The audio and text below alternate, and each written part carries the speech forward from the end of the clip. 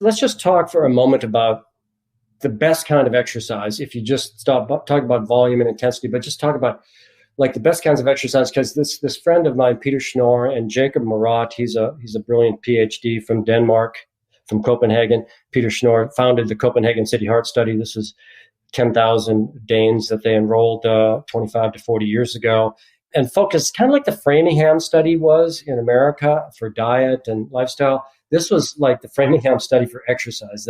They sort of collected a lot of data about what people were doing for exercise and then followed them through the decades. And the people in Copenhagen, I think it's the city in the world that has the largest number of people who bike to work. I mean, it's a flat city. They have these kind of really generous bike lanes, and it's just really fun to watch how people bike to work. But they do a lot of other things. And so they collected data on 8 or 9 specific sports, including running, swimming, cycling, health club activities, which included treadmill and all the stationary exercise machines with weight that put all that together.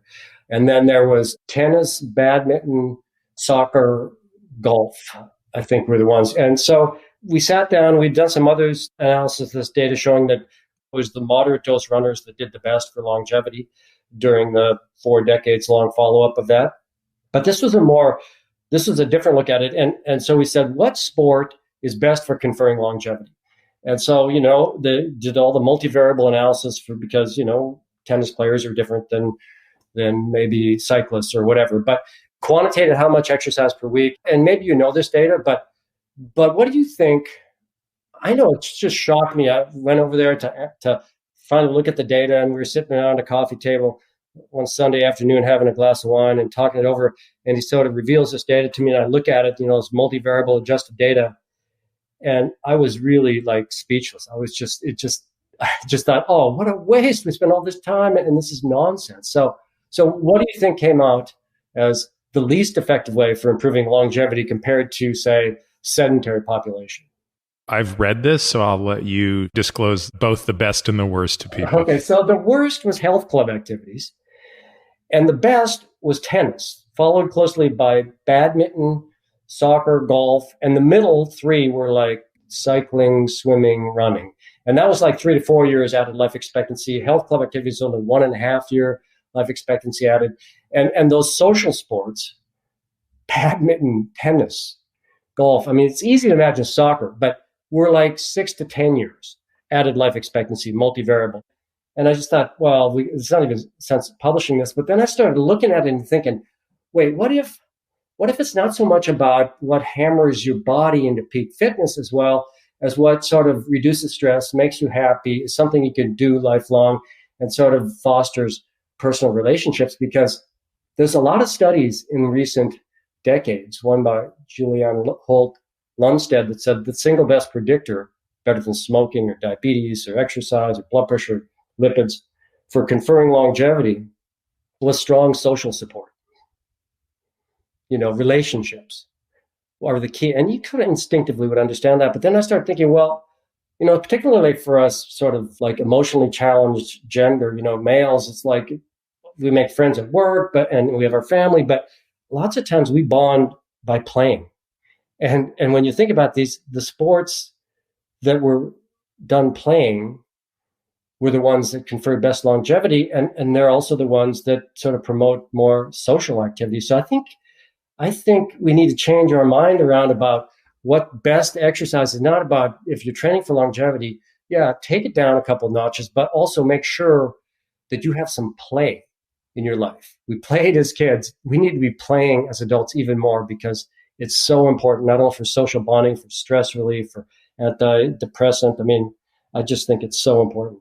Yeah, I think my reading of that was basically, look, there are a lot of variables that can't be teased out of any multivariate analysis or correction. But a couple things stuck out to me. One was, I think you're right. I think what tennis and golf, badminton, soccer offered that running, cycling, and swimming didn't to the same extent on average, not globally, but on average, is you got to combine 2 medicines instead of 1. And you know better than me that 2 drugs are often much better than 1 to control blood pressure. So when you got to combine exercise with social interaction, it does better than just exercise. That's sort of the first thing I take away from that. The second thing I take away from it, frankly, is the challenge of doing any sort of large scale study where you don't have a close ability to understand the intervention.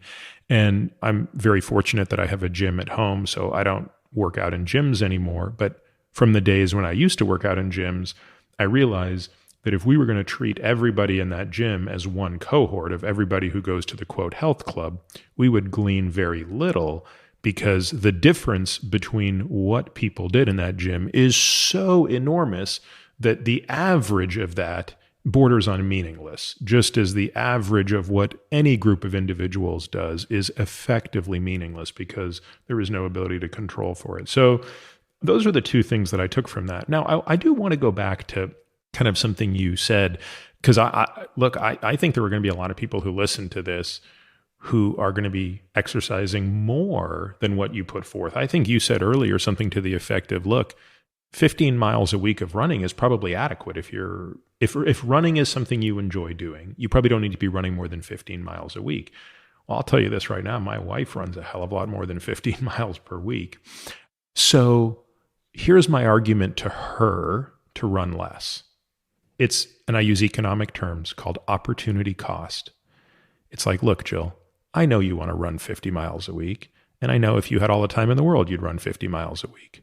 But it comes at the cost of you doing not a single other form of exercise. No strength training, no rowing, no this, no that. So really the argument is, and this was the argument for me in cycling as well, which was, look, one, you're tired of spending all this time training when you have kids that are getting older and older, and you have more kids, and there's just a cost to being away from that. But it really comes down to, how can you be a more balanced athlete for life? So maybe not a better athlete in a very specific sport, because cycling's a very specific sport. Running's a very specific sport. If you want to be very good at those things, by definition, you're not going to be very good at much else.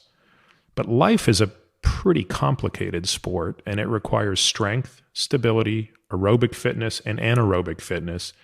Balance. Yeah, flexibility. I mean, all of these things. So you have to be able to train all of those things. And unless you're retired, I'm not sure how you'd want to run more than 15 miles a week if you have to be able to put effort into those other things. So for me, that is the prescriptive takeaway here, is how do you have a portfolio approach to exercise? What is your prescriptive approach to patients? That I just sort of laid out mine. Well, yeah, you're right on, as usual.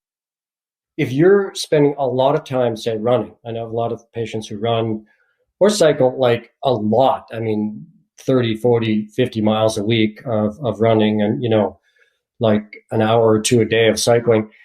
It's like you're getting your aerobic fitness really high, but it's not great for your skeleton or or your balance. Or, I mean, I tell people, just after 30 or 45 minutes of aerobic exercise, if you want to do more, circle back home and do some yoga, do some weights, these things that kind of don't necessarily tax your heart the same way that the other high intensity sports do. Or, sexual activity, if nothing else, is exercise that, again, is a totally different realm that is worth investing time and energy into, and also, is for relationship building. And so, yeah, I think that it's a matter of being more balanced. And also, if you try to figure out the area under the curve for, maximizing your heartbeats, you want to do stuff that keeps your resting pulse low, but some high intensity intervals to keep your maximal rate, your maximal capabilities high.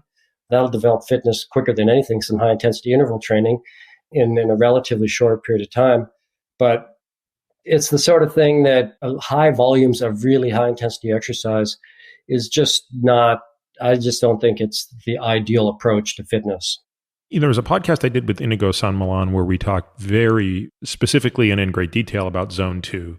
Zone 2 being defined as this area where you have the maximum efficiency of the mitochondria. So you're able to keep lactate systemically below 2 millimole and just barely keep it there, right? So your sort of maximum utilization of glucose and fatty acid that is mitochondrial without undergoing non-oxphos.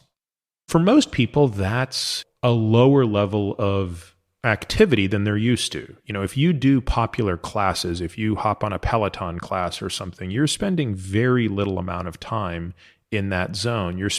But you're also spending very little amount of time at peak capacity, sort of north of kind of zone 5. You're spending a lot of time in the middle. And I actually think it's that in the middle time that, unless you're an athlete who competes in the middle, is actually some of the least important areas to be training. A lot of the data looking at even world-class athletes says it's 80% low intensity, 20% high intensity. Of course, their total volume is enormous, but I think they even have the ratio right. And yet I think most people don't have that ratio correct. And they don't appreciate how important it is to do that low-end aerobic, which, depending on your fitness, might just be brisk walking. If you're a little fitter, it might be, again, zone 2 level of fitness. One of the things, as a cardiologist, people are always asking me, so what should my heart rate be? What's my training zone and all that kind of stuff. And for most people, I tell them, I wouldn't pay much attention to your heart rate. I mean, except for the fact that I love activity trackers and, that they could track the pulse and stuff. But I think the most important parameters about pulse are what your resting pulse is. We want to get that nice and low. We want heart rate variability. We want that to be more variable when you take slow, deep breaths, which is why meditation or yoga is a really good thing to add to somebody's fitness regimen. But with respect to trying to, get your heart rate maxed out, it's like there's a recent study showing in middle-aged adults looking at life expectancy as a function of number of steps taken. And people, compared to people who are less than 4,000 steps a day, people who are getting 8,000 steps a day had a 50% reduction in mortality during 12-year follow-up. And people who are getting up to 12,000 steps a day, that was the peak. I mean, it plateaued there. Above that, it didn't go down further, but there was a 67% reduction in mortality. So, you can get pretty much the full benefit of exercise with just a lot of steps, and most of those being walking. I would agree that you want to add some higher intensity interval, but it doesn't take a lot. I mean, if you look at running, 5 miles of running a week will give you the longevity boost from running that's almost as good as it gets. One of the questions patients ask me, and I don't really know the answer, I'm hoping you might, is how much resting heart rate is a function of fitness versus genetics. So sometimes, because now a lot of our patients do use tracking devices, and they often report your lowest resting heart rate overnight, which would really be your true nadir. And I have some patients who say, gosh, mine is 57. Why is it not 47? And I really don't know how much of that is their exercise versus, look, some people just have different size engines that rev at different levels. For example, I've always had a very low heart rate. So nowadays, my overnight resting heart rate might be in the low 40s. But when I was athletic, when I was very fit, I would wake up with a resting heart rate in the mid 30s. So actually, I have a pretty high heart rate relative to my baseline now. But I've also never had a very high peak heart rate. So, I've just always thought of myself as having more of a diesel engine.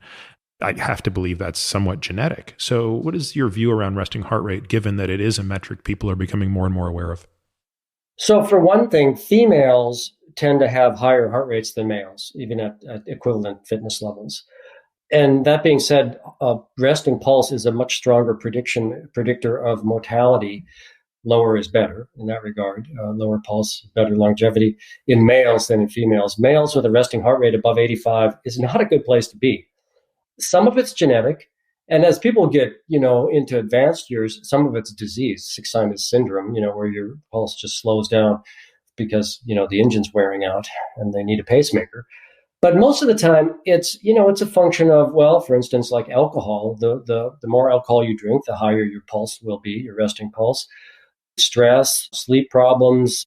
There's a lot of things, but it's generally a pretty good marker of fitness. And so, like a lot of things, rather than worrying about how you compare to, your buddy you're working out with, is how you just compare yourself to you and keep track of your pulse. And you'll notice that when you get into a rhythm, like for instance, one of the reasons I love watching my resting heart rate, and I'm kind of like you, it runs, 42, 44.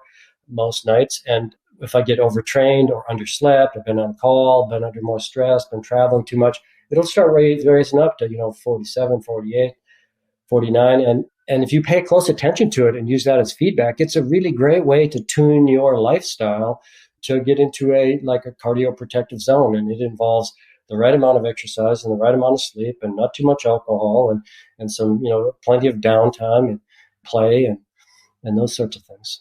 How much do you see patients' resting heart rates improve with appropriate exercise-based intervention? So when you take patients who are underdoing it, which, as you said at the outset, we shouldn't lose sight of the fact most people are underdoing this drug called exercise, but patient shows up with a resting heart rate of 75, who's otherwise quite healthy, has a CAC, their score places them at the 50th percentile. They're in no grave or acute danger at all, but they say, Dr. O'Keefe, I'm here to get serious about this. I want to bend the arc of my life. I'm 45 and this is the time to really pay attention, even though there's no heart attack in the next decade of my life at all.